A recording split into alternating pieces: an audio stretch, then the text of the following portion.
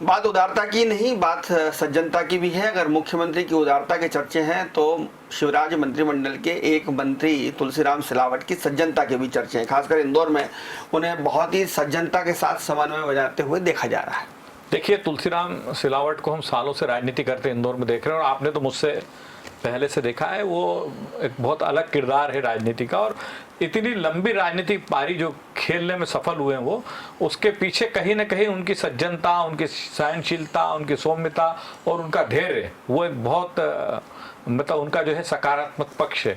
अभी जो दौर है उसमें वो प्रभारी मंत्री की भूमिका में है। बहुत कठिन दौर है, इसमें जनता की ओर से बड़ी शार्प रिएक्शन कई बार सरकार के कामकाज पे आती है, स्थानीय अथॉरिटीज के कामकाज पर आती है। लेकिन एक समन्वयक की भूमिका में तुलसी सिलावट जिस तरह से शांति से, सज्जनता से, शालीनता से और बहुत धैर्य रखते हुए सारी बातों को हैंडल कर रहे हैं, उसकी बड़ी चर्चा है। वो ब्यूरोक्रेट्स का पक्ष भी सुनते हैं, उनकी क्या दिक्कतें हैं उसका निदान करने की कोशिश करते हैं, जनता के बीच जाते हैं, और जनता जब सरकार के या व्यवस्था के कामकाज को लेकर उंगली उठाती है तो जनता को भी जवाब देते हैं। मौका आने पर सरकार का पक्ष भी दमदारी से रखते हैं कि भाई सरकार की ओर से कोई कमी नहीं है।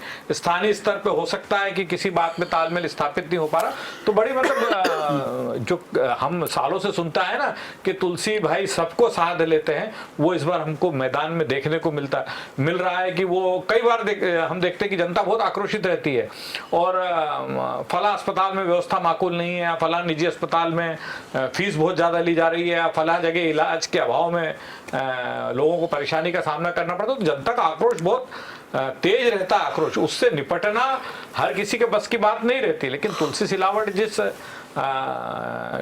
एक तो उनकी सहनशीलता की, वो सारी चीज़ों को सहन करते हैं, और उसके बाद जनता को संतुष्ट करना और फिर उनकी मदद का रास्ता निकालना, ये बड़ा उनका सकारात्मक पक्ष है।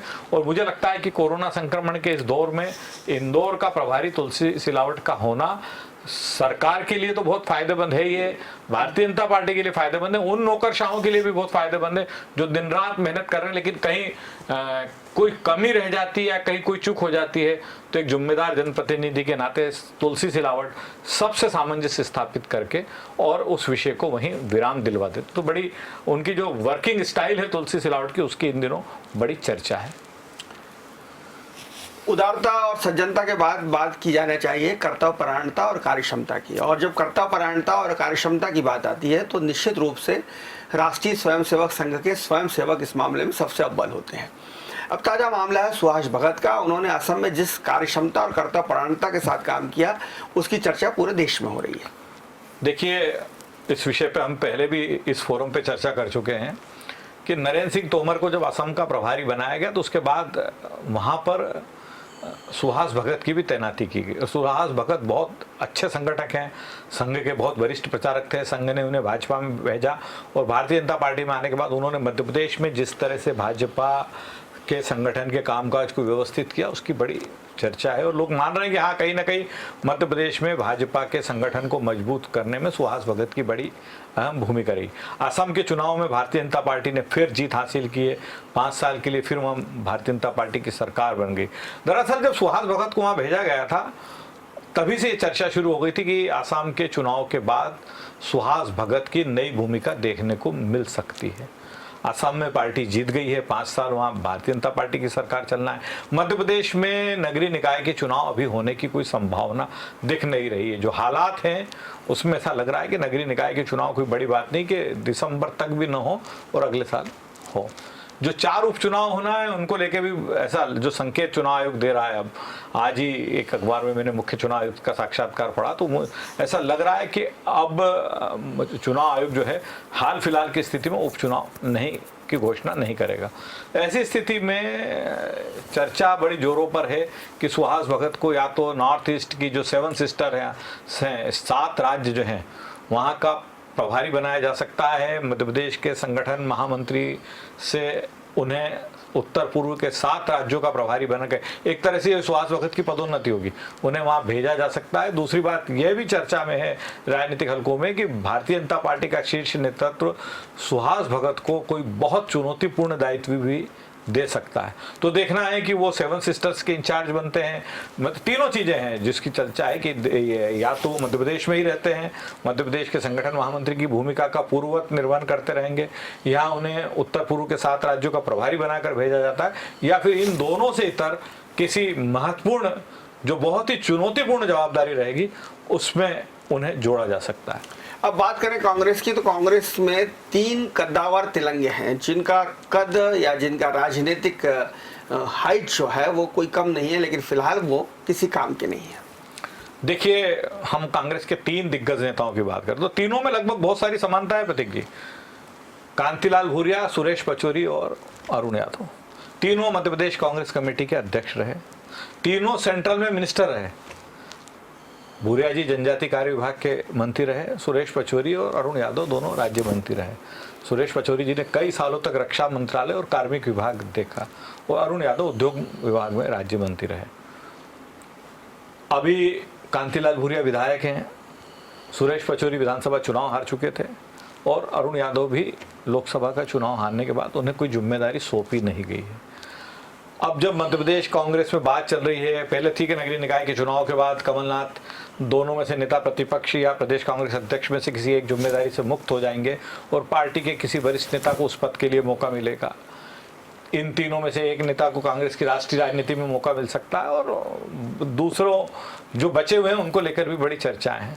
तो संभावना ये अब जताई जा रही है कि यदि कमलनाथ नेता प्रतिपक्ष का पद छोड़ते हैं तो वरिष्ठता के नाते कांतिलाल भूरिया नेता प्रतिपक्ष की भूमिका में आ सकते हैं, क्योंकि ट्राइबल वोट बैंक पे कांग्रेस की हमेशा नजर रही और कांतिलाल भूरिया ट्राइबल के बड़े लीडर हैं। मतलब हम सालों से देख रहे हैं कि 1980 में पहली बार विधायक बने थे और उसके बाद से लगातार वो विधायक सांसद रहते आए हैं। लोकसभा का चुनाव भी यदि वो हारे हैं तो उसके कुछ समय बाद उपचुनाव में वो जीत चुके हैं और वो जीत के वापस चले गए। विधानसभा का चुनाव उनका बेटा हारा, वो खुद लोकसभा हारे, तो उसके बाद वो विधानसभा का उपचुनाव जीत के विधानसभा में पहुंच गए। तो कांतिलाल भूरिया को लेकर तो कयास ये लगा जा रहा है कि नई भूमिका उनकी जो है वो नेता प्रतिपक्ष के रूप में हो सकती है। सुरेश पचौरी जो है बहुत अच्छे संगठक है, उनकी संगठन क्षमता पे कहीं किसी को कोई संदेह नहीं है। कमलनाथ अगर राष्ट्रीय राजनीति में उन्हें मौका नहीं मिलता है, जिसकी संभावना अब कम लग रही है, क्योंकि अहमद पटेल जो सुरेश पचौरी के गॉडफादर माने जाते थे कांग्रेस की पॉलिटिक्स में, वो अब इस दुनिया में नहीं है। तो कांग्रेस में आपने देखा है कि बड़ा, अगर आपका गॉडफादर कोई नहीं है तो स्थापित होने में बड़ी दिक्कत जाती है। तो अब सब कुछ कमलनाथ पे निर्भर है कि वो सुरेश पचौरी और अरुण यादव के लिए एक मौका ये हो सकता है कि खंडवा में लोकसभा का उपचुनाव होना है और अरुण यादव को पार्टी वहां से मौका दे दे एक बार फिर चुनाव लड़ने का। तो बड़ी चर्चाएं हैं कि कांग्रेस के इन 3 नेताओं की आने वाले समय में कांग्रेस की राजनीति में क्या भूमिका हो सकती है। तीनों नेताओं का लंबा पॉलिटिकल कैरियर है, तीनों नेता मध्य प्रदेश कांग्रेस के अध्यक्ष रह चुके हैं, तीनों नेता केंद्र में मंत्री भी रह चुके हैं। अब उनकी अगली भूमिका क्या होगी इसका सबको इंतजार है। अगर बात करें देपालपुर की, तो वहाँ पटेलों के बीच प्रतिद्वंदिता बहुत आम रही है, मगर इन दिनों दोनों पटेल, चाहे वो भाजपा के पटेल हों या कांग्रेस के पटेल हों, आपसी समन्वय से कोरोना से निपटने की काम में लगे हुए दिखाई दे रहे हैं। देखिए, देपालपुर की राजनीति सालों से पटेलों के इर्द गिर्द ही घूमती आई।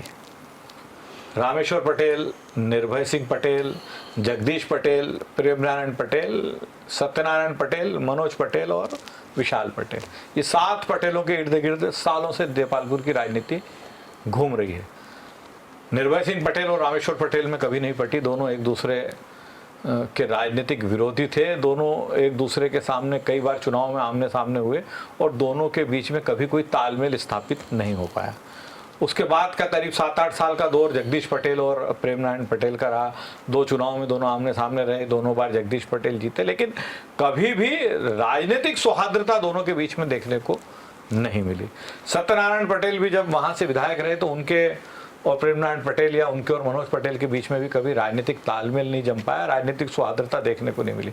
लेकिन अभी जब दौर है, कोरोना का बहुत कठिन दौर है, इस दौर में देपालपुर में दोनों पटेल एक रास्ते पे चल रहे हैं, दोनों साथ साथ गांव घूम रहे हैं और दोनों ही हर फोरम पे कह रहे हैं कि राजनीति करने का मौका तो बहुत मिलेगा, लेकिन अभी कोरोना संकट से हमारे क्षेत्र की जनता को कम से कम परेशानी हो कोरोना के इस दौर में, अभी हमारा दोनों का संयुक्त प्रयास यही है। और इसकी राजनीतिक क्षेत्रों में इनकी जो पहल है इसकी बड़ी सराहना हो रही है कि कम से कम ग्रामीण क्षेत्र के दो नेता जो माना जा रहा है कि अगले चुनाव में भी फिर एक दूसरे के आमने सामने होने वाले हैं, वो अपनी सारे आग्रह, दुराग्रह और पूर्वाग्रह को छोड़कर और देपालपुर क्षेत्र की जनता को ज्यादा से ज्यादा सरकारी सुविधाएं मिले, वहां जनता को कम से कम परेशानी हो, उसमें लगे हुए हैं। अब बात करते हैं नौकरशाही की, ब्यूरोक्रेसी की। बात की जाए मुरैना एसपी सुनील पांडे की, तो उनसे रेत माफिया और शराब माफिया दोनों बहुत परेशान है। देखिए, मुरैना का मिजाज बड़ा अलग है। कहा जाता है ना कि ये चंबल का पानी है, एक कविता है बार बार दोहराई जाती है। उसका कहने का आशय है कि चंबल, मुरैना, भिंड और श्योपुर, इनका मिजाज बहुत अलग माना जाता है। सुनील पांडे भी वहाँ एसपी हैं, बड़े तेज तर्रार लेकिन लो प्रोफाइल के अधिकारी हैं। लेकिन वहाँ जिस तरीके से दिग्गज राजनेताओं ने, जिसमें मतलब एक तो मुरैना की राजनीति की आपको खासियत बताऊं कि वहाँ पे ठाकुर और गुर्जर कभी एक नहीं होते। ठाकुर और गुर्जर के रास्ते हमेशा अलग अलग रहते हैं, तो ये बड़ी वहाँ की राजनीतिक खासियत है। लेकिन सुनील पांडे को लेकर जिस तरीके से वहाँ के ठाकुर और गुर्जर एक हो गए हैं, मतलब ठाकुर और गुर्जर नेता एक हो गए हैं, इससे साफ संकेत यह है कि सुनील पांडे अपने छोटे से कार्यकाल में मुरैना में शराब के और रेत के अवैध कारोबार पर नकेल डालने में सफल रहे हैं। मतलब स्थिति देखिए आपकी, पूर्व मंत्री रसाल सिंह उनके खिलाफ हैं, डॉक्टर गोविंद सिंह जिनका अप्रत्यक्ष रूप से मुरैना की राजनीति में काफी हस्तक्षेप है, वो भी रसाल सिंह, मुस्तफा सिंह भी उनके खिलाफ है। हाँ, और गुर्जर जितने दो विधायक वहाँ के जो है, सूबेदार सिंह राजोदा जो विधायक है वहाँ से, वो भी उनके खिलाफ। तो मतलब बड़ा विचित्र संयोग वहाँ की राजनीति में मतलब देखने को मिल रहा है कि एक नौकरशाह को, एक एसपी को हटवाने के लिए जितने दिग्गज नेता हैं, जो जिनमें कभी नहीं पड़ती है, जो धुर विरोधी माने जाते हैं, वो एक हो गए। हालांकि सुनील पांडे का बहुत ही खरगोन में एसपी रहे हैं, वो शिवपुरी में एसपी रहे हैं, अच्छे अधिकारी माने जाते हैं वो, और पुलिस के जो सीनियर ऑफिसर्स हैं वो उनकी पूरी मदद कर रहे हैं, उनको सपोर्ट कर रहे हैं। और चूंकि उनका काम बहुत अच्छा है, उन्होंने कहीं ना कहीं मुरैना में इस अवैध कारोबार पर नकेल डालने में सफल रहे, इसलिए उनको नौकरशाहों की पूरी मदद मिल रही है। लेकिन नेता तो नेता हैं, और चूंकि जिले में जो है उनको अपना वर्चस्व कायम रखना है, तो अभी पिछले दिनों तो बड़ा चौंकाने वाला हुआ कि सोशल मीडिया पे सुनील पांडे के तबादले की खबर चल गई कि सुनील पांडे को मुरैना एसपी से हटा दिया गया। हालांकि बाद में उस खबर का खंडन हुआ। अब भिंड मुरैना के ये सारे नेता जो हैं, जो खासकर मुरैना के नेता जो सुनील पांडे से परेशान है, वो उनकी सारी निगाहें जो है, सारी उम्मीदें जो है, वो चंबल क्षेत्र के दो दिग्गज नेताओं नरेंद्र सिंह तोमर और ज्योतिरादित्य सिंधिया पे टिकी हुई है कि आखिर वो उनकी कितनी मदद कर पाते हैं एक एसपी को हटवाने के मामले में। अब बात करते हैं आईएएस की, तो एक आईएएस कलेक्टर हैं जिले के, ठाकुर साहब। उनकी ठकुराई ऐसी है कि उस चक्कर में सारे एक कांग्रेसी विधायक दुखी हैं कि उनका फ़ोन नहीं उठाते, और लेकिन उनका जमावट, राजनीतिक प्रबंधन इतना जोरदार है कि वे कांग्रेस काल में भी उस जिले के कलेक्टर बने हुए थे और अभी भी उस जिले के कलेक्टर बने हुए हैं। जी हाँ, बिल्कुल आपने सही कहा। हम बात कर रहे हैं अनूपपुर के कलेक्टर चंद्रमोहन ठाकुर की। ठाकुर उस दौर में कलेक्टर बनाए गए थे जब मध्य प्रदेश में कमलनाथ मुख्यमंत्री थे, और ऐसा कहा जाता है कि तब वो भारतीय जनता पार्टी के नेताओं की बिल्कुल नहीं सुनते थे। तो राजनीति का तकाजा तो ये कहता है कि मध्य प्रदेश में भारतीय जनता पार्टी की सरकार बनने के बाद चंद्रमोहन ठाकुर को वहाँ से हट जाना चाहिए था। अगर वो भारतीय जनता पार्टी के नेताओं की इतनी उपेक्षा करते थे, उनके सुनते नहीं थे। उस वक्त कांग्रेस के नेता बिसाऊ लाल सिंह मंत्री थे कांग्रेस की सरकार में, वरिष्ठ मंत्री तो नहीं थे, वरिष्ठ विधायक थे, और कलेक्टर उनको काफ़ी तवज्जो देते थे। अब सरकार बदल गई लेकिन कलेक्टर यथावत हैं। अब उल्टा हो गया है कि भारतीय जनता पार्टी के हर छोटे से छोटे नेता, हर छोटे से छोटे कार्यकर्ता की सुनवाई हो रही, लेकिन जिन कांग्रेस के नेताओं के लिए कलेक्टर पहले पलक पावड़े बिछा देते थे, उन कांग्रेस के नेताओं के अब वो फ़ोन भी नहीं उठा रहे हैं। तो बड़े परेशान हैं कांग्रेस के नेता। लेकिन चूंकि पहले कांग्रेस के दौर में बिसाऊ लाल सिंह जैसे कद्दावर नेता का संरक्षण कलेक्टर को था, और अब बिसाऊ लाल सिंह भारतीय जनता पार्टी में है और एक पावरफुल मिनिस्टर है, तो अब उनका संरक्षण तो ऐसी स्थिति में जिस जलवे के साथ चंद्रमोहन ठाकुर कांग्रेस के दौर में अनूपपुर में कलेक्ट्री कर रहे थे, उसी जलवे के साथ अभी वो भारतीय जनता पार्टी के शासन में वापस अनूपपुर में बरकरार है। बात करें एक आईएएस दंपत्ति की, तो उनका विवाद भी इन दिनों खासा चर्चा में है ब्यूरोक्रेट्स के बीच में। प्रतीक जी, अपने हर कॉलम में मैं एक जिज्ञासा अपने दर्शकों के लिए छोड़ता हूं, और इस बार की जिज्ञासा है कि मध्य प्रदेश के एक युवा आईपीएस दंपत्ति में तलाक की नौबत आ गई है। दोनों बहुत लो प्रोफाइल अधिकारी हैं, बहुत सादगी वाले अधिकारी हैं, दोनों के काम करने की शैली बहुत अलग है, दोनों के कामकाज की हमेशा चर्चा रहती है, लेकिन वैचारिक मत भिन्नता के चलते महिला आईपीएस जो हैं उन्होंने अपने महिला आईएएस जो है उन्होंने अपने आईएएस पति को तलाक देने का निर्णय कर लिया है। जल्दी ही खाना पूर्ति के बाद दोनों अलग अलग रहेंगे। तो ये मैं अपने दर्शकों के लिए सवाल छोड़ रहा हूँ कि बताएं कि आखिर ऐसा मध्य प्रदेश में ऐसी कौन सी युवा आईएएस दंपत्ति है जिनके बीच में जल्दी ही तलाक होने वाला है। और अब बात करें संबंधों की, दाम्पत्य संबंधों में कड़वाहट जरूर हो, लेकिन कई बार व्यक्ति के सामाजिक और राजनीतिक संबंध इतने मधुर होते हैं कि उसका लाभ पूरे शहर को मिलता है। बात कर रहा हूं मैं कैलाश विजयवर्गीय की, जिनने अपने व्यापक संबंधों के कारण पहले ऑक्सीजन, बाद में रेमडेसिविर और अब ऑक्सीजन कंसंट्रेटेड मशीनें उन्होंने शहर को दिलवा दी है। प्रतीक जी, शहर में हमने देखा है कि इंदौर शहर को कई बार उसके नेतृत्वकर्ताओं के संबंधों का बहुत फायदा मिला है। जब प्रकाश चंद्र सेठी इंदौर का नेतृत्व करते थे तब सेठी जी के जो उच्च स्तरीय संबंध थे उनका फायदा मिला। बाद में एक दौर हमने 10-12 साल का 15 साल का ऐसा देखा कि महेश जोशी के राजनीतिक संबंधों का मध्य प्रदेश को पूरा फायदा मिला। महेश जोशी जिस जमाने की यूथ कांग्रेस की राजनीति करते थे उस जमाने के उनके समकालीन लोगों जैसे चौधरी सुरेंद्र सिंह के पिता बंसीलाल केंद्र में रक्षा मंत्री बने और शहरी विकास मंत्री बने तो इंदौर को उसका फायदा मिला।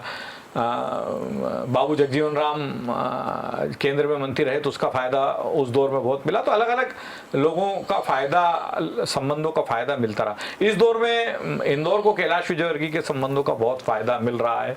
कैलाश जी के जो देश के बड़े लोगों से, जिसमें फार्मा सेक्टर के लोग हैं, बड़े इंडस्ट्रियलिस्ट हैं, उनसे जो संबंध हैं उसका, या बड़े कॉर्पोरेट घराने जो हैं उनसे जो संबंध है उनका, उसका इंदौर को बहुत फायदा इस कोरोना के दौर में मिल रहा। आपने सही कहा, पहले उन्होंने जो है अनंत अंबानी से बात करके इंदौर को, जब इंदौर में ऑक्सीजन के लिए त्राही मची हुई थी, हम यही कहेंगे, तो उन्होंने मतलब इंदौर को एक्स्ट्रा कोटा अलर्ट करवाया। रिलायंस के जामनगर प्लांट से इंदौर को ऑक्सीजन पर्याप्त मात्रा में मिलने लगी। इंजेक्शन की जब इंजेक्शन को लेके जब बहुत मारामारी थी तब कैलाश जी ने रेमडेसिविर इंजेक्शन अपने संबंधों के माध्यम से देश के बड़े फार्मा घरानों से जो उनके संबंध थे उसका लाभ देके दिलवाया और उससे इंदौर को बड़ी राहत मिली। अब जबकि ऑक्सीजन कंसंट्रेटर की बड़ी डिमांड है और मशीनें लोगों को पैसा देने के बावजूद मिल नहीं रही है, एक बहुत अच्छी पहल इंदौर में हुई है कि अलग अलग राजनीतिक दलों, अलग अलग सामाजिक संगठनों, अलग अलग धार्मिक संगठनों को लोगों ने बड़ी संख्या में ऑक्सीजन कंसंट्रेटर मशीनें भेंट की है और वो मशीनें इन दिनों शहर के लोगों के काम में आ रही है। कैलाश विजयवर्गीय जी ने पहले भी इस शहर को काफी मशीनें दिलवाई थी, लेकिन अपने जन्मदिन के मौके पर उन्होंने 201 ऑक्सीजन कंसंट्रेटर इंदौर शहर के भारतीय जनता पार्टी की जो मंडलवार व्यवस्था है उसके मुताबिक एक एक मंडल में 5-5 ऑक्सीजन कंसंट्रेटर वितरित कर। तो बड़ा एक मतलब ये जब लोग परेशान हैं, अस्पतालों में जगह नहीं थी, ऑक्सीजन को लेकर मारामारी थी और एक लोगों को एक उम्मीद जग रही थी कि यदि बीमार होंगे और उनके पास ऑक्सीजन, उनके परिजन बीमार होते हैं या वो खुद बीमार होते हैं और ऐसी स्थिति में यदि उनके पास ऑक्सीजन कंसंट्रेटर रहता है तो एक बड़ा सपोर्ट रहता है। हमने खुद देखा, आपने और हमने, कई लोग हमारे पास आए, हमसे कहा कि आप हमारे लिए यदि ऑक्सीजन कंसंट्रेटर का बंदोबस्त कर सकते हैं।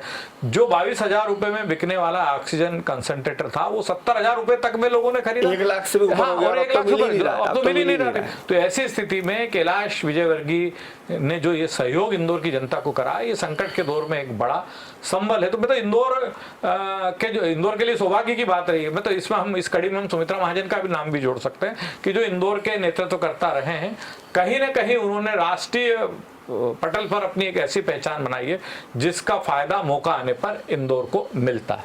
बहुत धन्यवाद अरविंद तिवारी जी इस तमाम चर्चा के लिए। देखते रहिए डिजाइनर न्यूज़। ये खास कार्यक्रम अगले सप्ताह इसी समय लेकर हम फिर से हाजिर होंगे। तब तक के लिए इजाज़त दीजिए और देखते रहिए डिजाइनर न्यूज़। खबरों का सिलसिला जारी है, जारी रहेगा। नमस्कार। नमस्कार।